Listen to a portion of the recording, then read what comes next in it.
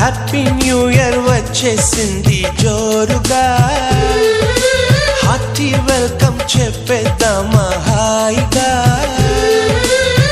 కొత్త కొత్త ఊహల్లో తెలిపోటియా, మనసులోని ఆశల్ని పంచుకో బ్రదర్. గుండెలోని భావాలు గుప్పుమన్న ఈ వేళ, కదిలల్లే కాలపు కన్నెకి టాటా చెప్పుదామా. జనవరితో అడుగులు వేస్తూ ముందుకి పోదామా.